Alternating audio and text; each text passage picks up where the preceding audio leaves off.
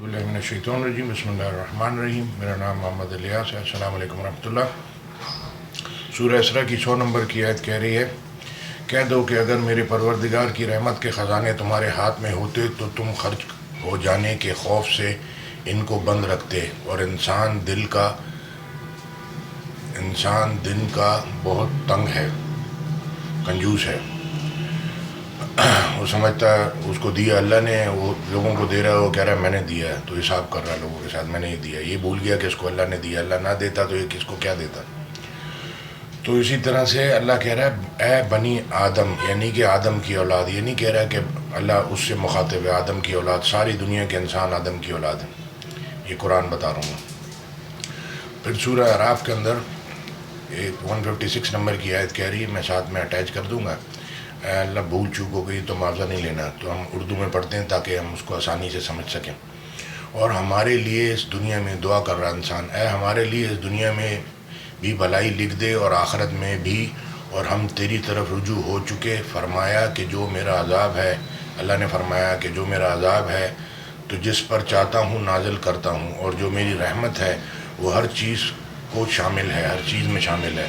میں اس کو ان لوگوں کے لیے لکھ دوں گا جو پرہیزگاری کرتے اور زکوٰۃ دیتے اور ہماری آیتوں پہ ایمان رکھتے ہیں۔ ہماری آیتوں پہ ایمان رکھنا یعنی کہ اللہ کی ہر آیت، یعنی کہ ہر بات پہ ایمان رکھنا۔ جب آپ نے پڑھا ہی نہیں ہوگا تو کیسے آپ کا ایمان بنے گا؟ تو آپ جو بھی اسٹیپ اٹھاتے ہیں، ہاتھ اٹھاتے ہیں، زبان اٹھاتے ہیں، زبان، کان، آنکھیں، یہ دل، سب یہ اللہ کے کنٹرول میں۔ آپ اللہ کی بات مانیں گے تو آپ کو ان آنکھوں سے، دل سے، کان سے، دماغ سے فائدہ ملے گا، نہیں تو پھر آپ بھٹکتے رہیں گے شیطان کے پیچھے۔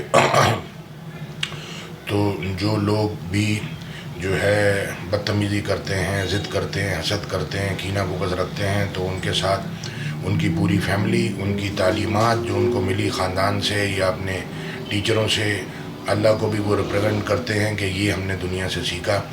تو ہر انسان کوئی 100% برا نہیں ہوتا، کوئی 100% اچھا نہیں ہوتا، تو وہ خیر شر کے دونوں سسٹم اس کے اندر چل رہے ہیں۔ تو لہٰذا آپ کہ جب آپ مریں گے تو پھر اللہ اس کو تولے گا کہ شر زیادہ تھے تو پھر اس حساب سے فیصلہ، نیک عمل زیادہ تھے اس حساب سے فیصلہ۔